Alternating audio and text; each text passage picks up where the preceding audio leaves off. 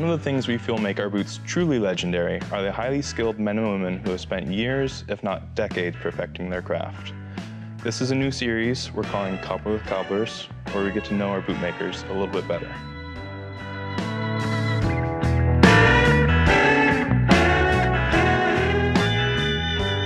So I've got Mikey here with me.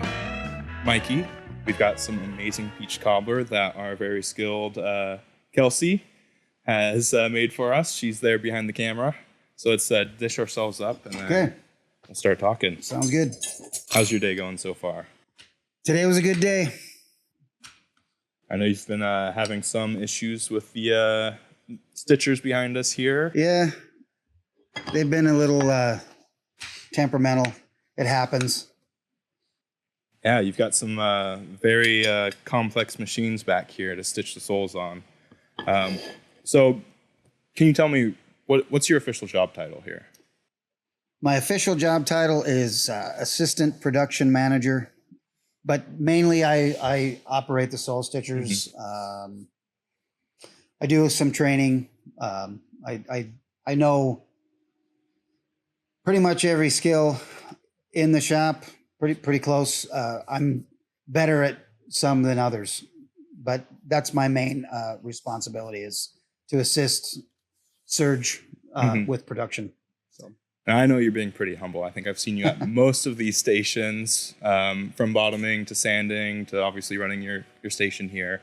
You've been doing this for a while, right? Off and on for over 30 years. So yeah, I actually started at White's. Mm-hmm.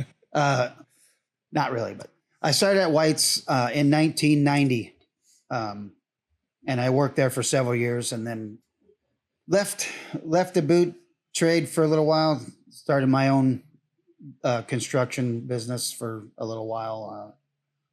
I was going to make my fortune hanging sheetrock. That didn't pan out. So I came back to White's and then eventually came to Nick's in 1990, somewhere around 94 net to 96, somewhere. I can't remember exactly, but yeah. Gotcha. Right on.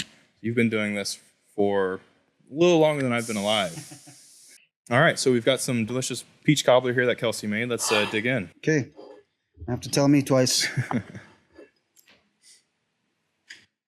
So you mentioned you worked at White's for a little bit. What made you make the switch over to Nick's? Honestly, I had talked to some customers, some people who wore boots, some guys who had been loyal White's customers for a really long time, mostly loggers, and they told me about Nick's. I never heard of Nick's, didn't even know there was a Nick's. So a friend of mine who was a welder asked me, he knew that I had made boots, and he asked me what the best boots were in Spokane. And because he was looking to get a new pair. And I said, well, there's a couple of different handmade manufacturers. I know where both of them are, and we can go in there. I'll take you down there and we'll go look around. So we went to White's first. He wasn't impressed. So then we went to Nick's, and back then the shop was on Market Street. And we walked in, and it was pretty small showroom, and all the boots displayed were on the back wall. And I just walked in the store with my friend and walked to the back, and I started telling him what all the different boots were, how they were made, and so on and so forth. And the guy that was the salesman was like, well, man, I'm just going to sit here and let you sell boots today. And then he said that the owner of the company was going to be there in a few minutes if I would like to maybe talk about getting a job. And actually at the time I wasn't really interested in going back to work in boots because I was doing construction work. But it was getting towards winter, and when it was actually Nick Petrilli. Oh, wow. When he showed up, he took me in his office and offered me a job. And I went home and talked to my wife, and we decided it would be best for me to be out of the elements and, get back into the trade that I really loved anyway. So I took the job and the rest is history. That's awesome. You've been with us for how long now? So I worked for that owner for probably, two previous owners actually, for just a little over 10 years, I think. Then I went away for a while. And then I came back about 4 years ago. So altogether, approximately 15 years working for Nick's. And then, so that's really cool. It's one interesting thing about being here in Spokane is, you've got us, you've got Whites, there's a couple other bootmakers, Frank's, JK, and being a bootmaker is a very specialized career. And typically it's like, you've got one place you can work, otherwise you're going to be moving somewhere else out of state. Sure. But here, our bootmakers they've got options. Yeah, we kind of have a shoemaker community. Yeah, absolutely. Excuse me. Maybe not quite as much now that the companies are starting to grow. But back when I was younger, you'd have guys and gals just kind of going back and forth sometimes between the shops. And, it was interesting. It was an interesting little community of bootmakers. Yeah, I think it's great because it puts it on us as the company to make sure, we're treating our employees right. Everyone's getting what they think they deserve because you've got options rather than being stuck one place with your very specialized career. Yeah. So as far as what you do day to day, you said you're assistant general manager here in production. You help out a few different areas. So what's your day to day look like? Mostly I'm going to be here at the Sole Stitchers. I run this sole trimmer, get the boots from the bottomers after the outsoles are put on, trim them, stitch them up, either send them to heels or over to the glue booth. I find a lot of questions. If there's a question on a repair of any kind, it typically comes to me, which I enjoy. I like making those kind of decisions, deciding whether or not we can resole a boot, or if it has to be completely torn apart, or if it's just better for the customer for us to not do anything. Because honestly, I'd rather be honest and tell the customer you really need a new pair of boots than to make them pay a bunch of money for something that's not going to give them the value that it costs for us to repair it. So. Yeah. I mean, there's sometimes we can do the repair they're asking for. We can throw a new sole on there, or we can rebuild the boot, but we know that leather's dried out. You've got maybe 1 or 2 years before that leather pops and you need a new pair anyway. Yeah. So I know over in the office with the sales team, they bring a lot of things my way. Like, can we do this? Can we do that?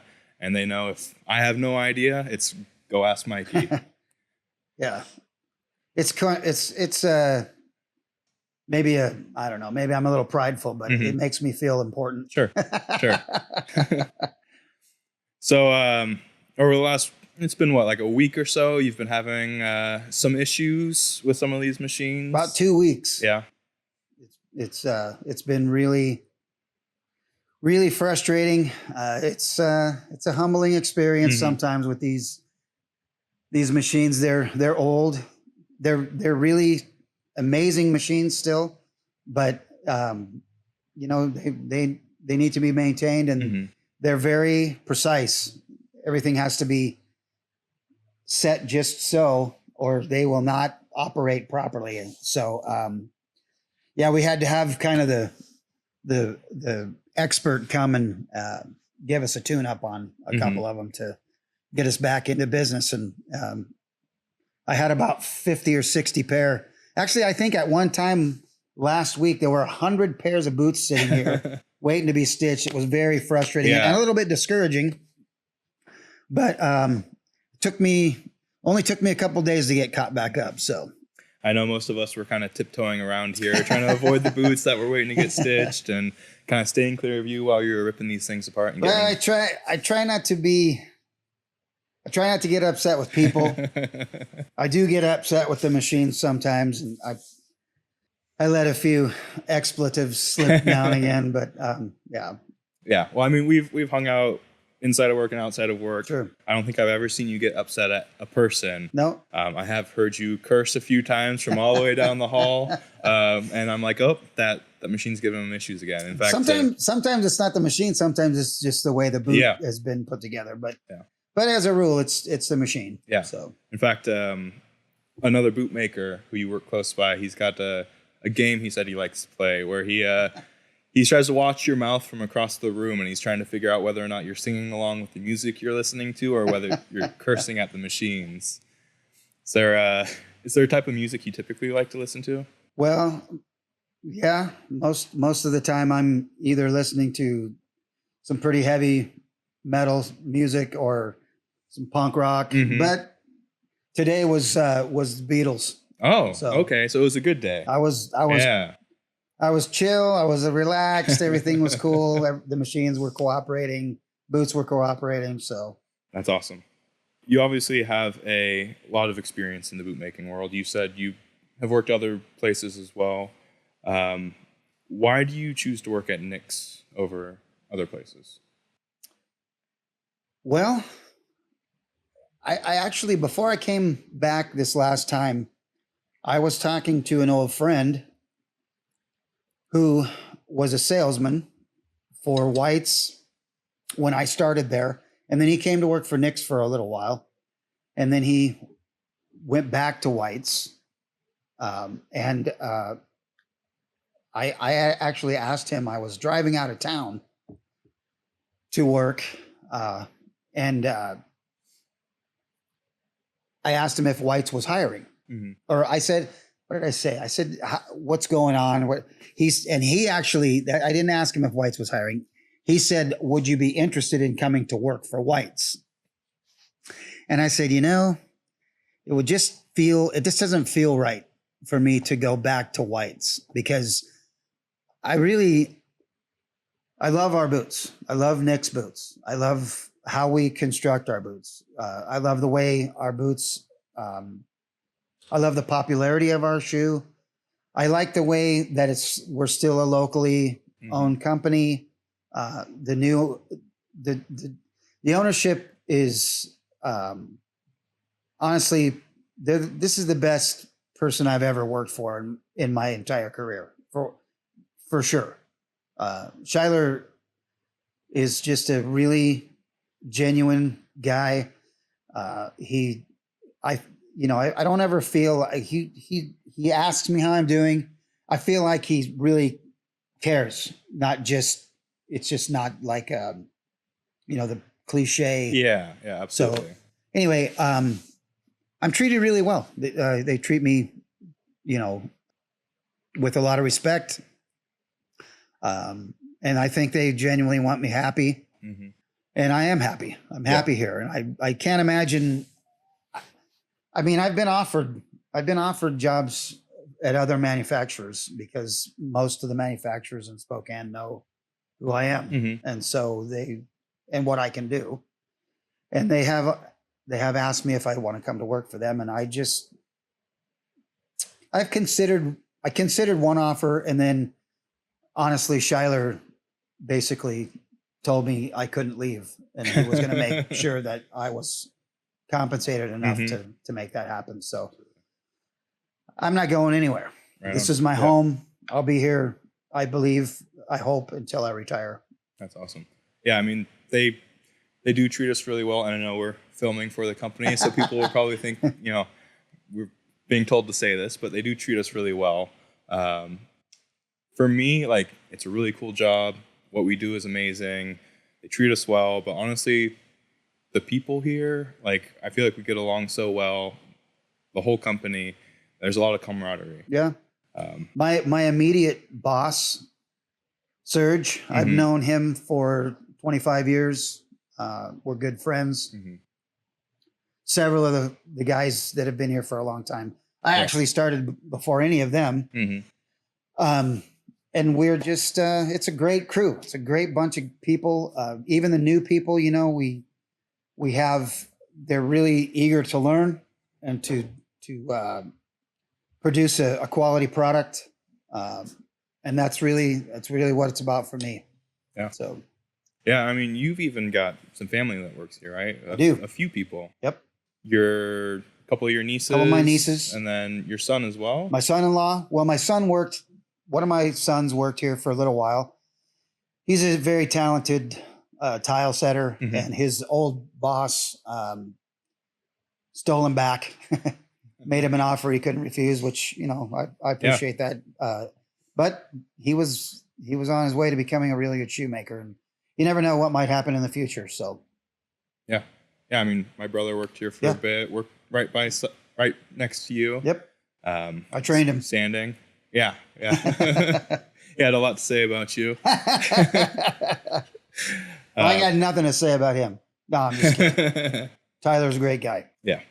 So my nieces, Abby and Emily, both they're doing a great job in the customer service arena. So I'm super happy. I get to see them a couple times a week at least, and it's really cool to work with family, and really appreciate it. It's really awesome. Yeah. They've helped us tremendously. I don't know if you know, but Abby's also kind of a star on our YouTube channel now.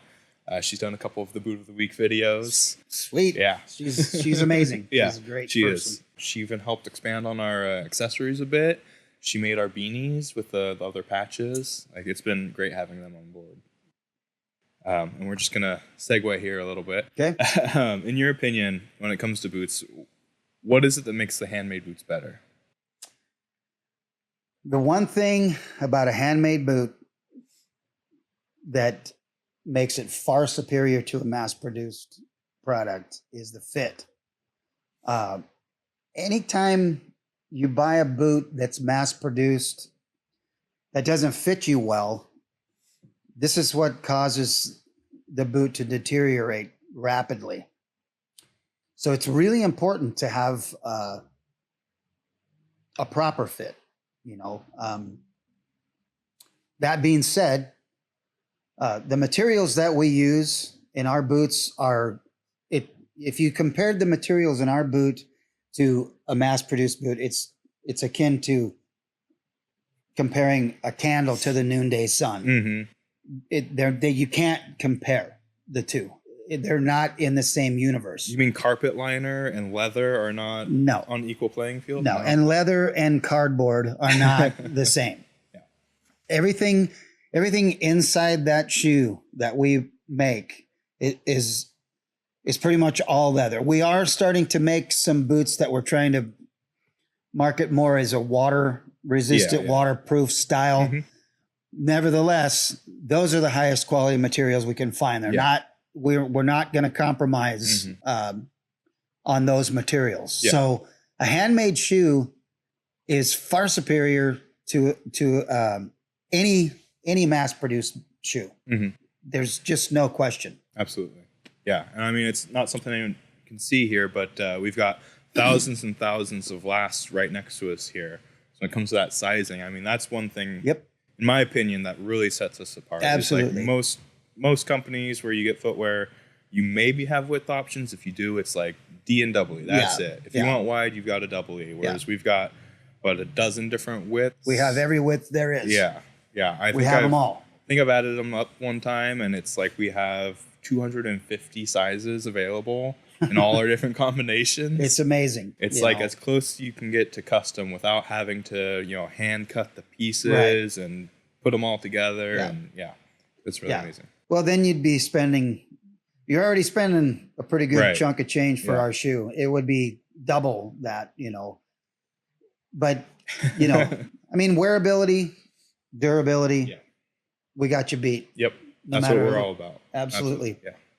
Yeah. Is there a certain boot model that you would recommend? Like, what's your top tier? Like, is it Builder Pro, Ranger? What's your go-to? I mean, it just really depends on what you're going to use the shoe for. If you're in construction, if you're a logger, if you're a truck driver, if you are, in a warehouse. You can't beat the Builder Pro. I mean, that's the best. Is in my opinion, my humble 30 years of experience. So humble. You know, you can't beat the Builder Pro for durability, wearability, comfort. It's just it's a beast of a construction for a shoe. But you know, every boot we make is virtually the same. A little bit different materials here and there, but as a rule, they're all built exactly the same. Yeah. That's the great thing. I mean, you can get a little 3-inch Manitou shoe, or you can get your 16-inch lineman boot, and that base construction is all going to be the same. The basic construction, the basic materials, it's all the same stuff. So I've got probably too many boots. I've got my Falcons, my Roberts, my mock toe boots. I've got a pair of the Ridgeline hikers, but I always find myself just going right back to the Builder Pro whenever I need to do anything serious. It's kind of a great all around, you know. I mean, you can wear them fishing, you can wear it, you know, cutting firewood, you can wear it mowing the grass, you can wear it to your job, you can wear it shopping with, you know, at the mall, whatever, walking down the street. It's just a real versatile boot. Super comfortable, super durable. It's a great all around shoe. I think we've even had some customers who said they got married in their Builder Pros. I wouldn't be a bit surprised. For a work boot, it's a pretty good looking boot. Absolutely. Yeah. So I know you've been here for almost 10 hours now. We're almost getting to the end here. I just got a couple more questions for you. Some fun ones. If you could poorly describe for me what you do for a living. I drive polyurethane polyester thread through chunks of leather and rubber. I feel like that's a very complex answer, but you know that works. So these machines that you've been working with, I mean, we've already talked a little bit. They've been giving you some issues. Are there any techniques or skills, tools that you've mastered to kind of work these things a little bit better that just, you know, over time took experience? Yeah, I mean, you know, you learn how to troubleshoot on the fly. There's not a lot of people who know how to fix these machines. They just hardly anybody really uses this kind of stuff anymore, you know? So you have to figure out how to, I mean, tools wise, you know, some of these key wrenches, you know, most of the time you might see an end wrench, you know, that you might work on a motor for your vehicle or something in your house, but it's all specialty with these things, man. I mean, you have to be flexible. Sure. This might sound kind of cliche, but with how much troubleshooting I see you doing, it seems like your mind, honestly, is the most important tool that you use when you're operating machines. I think it's probably true. I don't necessarily pride myself as being the smartest guy, but you got to be a little mechanical to figure out how to, you know, make this thing work when it doesn't want to. Yeah, I know you're being humble. I know you're a pretty smart guy, more than you let on. I've been to trivia night with you. So you've been here for a while. Is there, and we've shared some stories. Is there any funny stories from working here at Nick's that you could share? I'm going to share without getting into trouble. Yeah, I'll share a story. There was a kid that we hired years and years ago. He worked for White's, and he came in. He had a pretty good chip on his shoulder when he walked through the door, and the old break room was interesting. We had a lot of Eastern European folks that worked for us at the time, and I was the only guy that tried to befriend him. It wasn't that there wasn't any hostility or animosity, it's just different cultures. Sure. And I had actually been over to Eastern Europe prior to coming to work for Nix. I went on a missions trip to Romania. Oh, wow. Helped a friend of mine repair a house that he'd bought. So I'd been around the culture for a short period of time. So I kind of tried to bridge the gap that was there. And I befriended most of those guys, and we became really good friends. And some of us were really, really close. And I suppose because I had the experience and I had the know-how, and I was a good shoemaker like they were. Somehow they decided that I would be kind of like the dad, of the shop. So we had a table, a fold-up table, set up in the break room with folding chairs all around. And they almost forced me to sit at the head of the table. It was like a place of honor. It was like a respect. And they called me Misha. So it was a really familiar term for the name Mikhail. Oh, okay. Michael. Gotcha. So Misha, they called me Misha. So to make a short story really long, this new guy, he comes in the first Monday morning, and he has a backpack and a skateboard, and he sets his stuff down in the chair that's basically reserved for me. And one of the Eastern European guys says, you can't put your stuff there. That's Misha's chair. And he got really indignant, and you got the look on his face like, I'll put my stuff wherever I want to put it, And so they actually moved his stuff, and he got pretty upset, and he's like, so who's this Misha guy? And I was standing there, and I said, that'd be me. And he looked at me and he said, getting your ass kicked on a Monday morning is a bad way to start the week. And I said, oh, okay. So, he didn't know who I was. He didn't know who was who. It's a great way to introduce yourself to your new coworkers. Just let it go. It's fine. No worries. So I went out to my, I had a bench and a shoe jack at the time. And I started to set up for the day. And the supervisor at the time, Mike Hill, he brought this new fella over to my jack. And he said, this is Mikey, and he's going to be training you. No.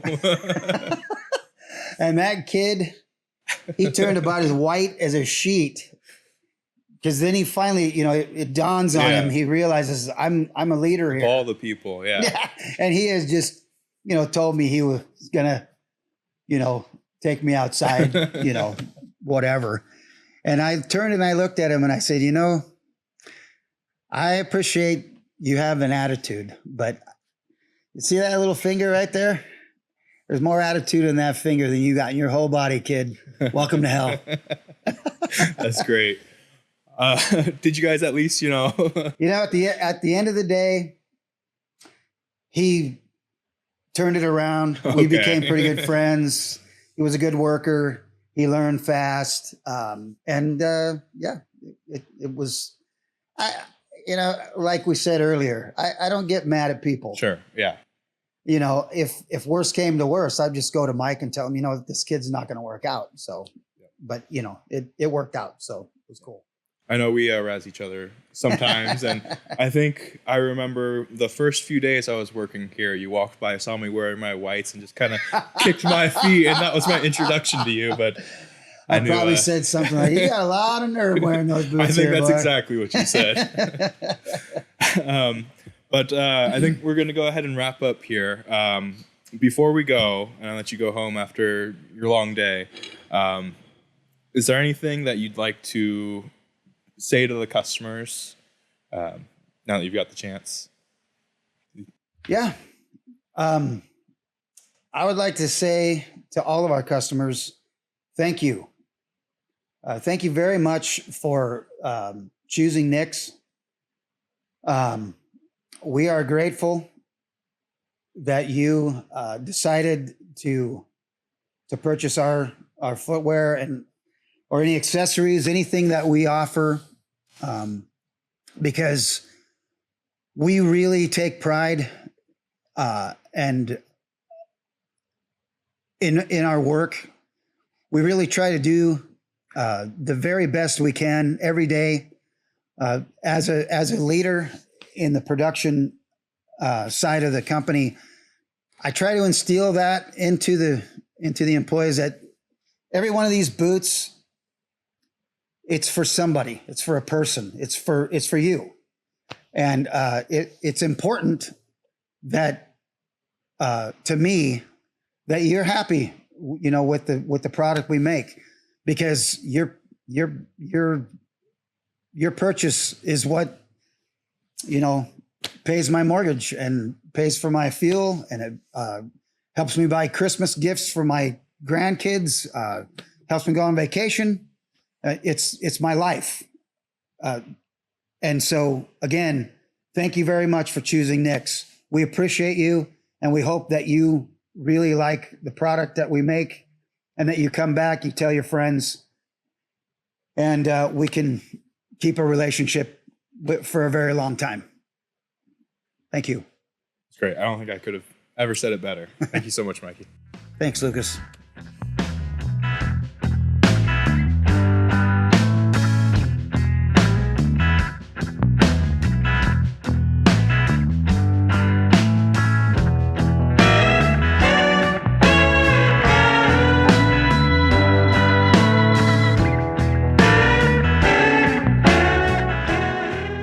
Thank you, Kelsey. Thank you, Kelsey. This is amazing. Nick, do you want some cobbler? Maybe in a bit, man. Yeah.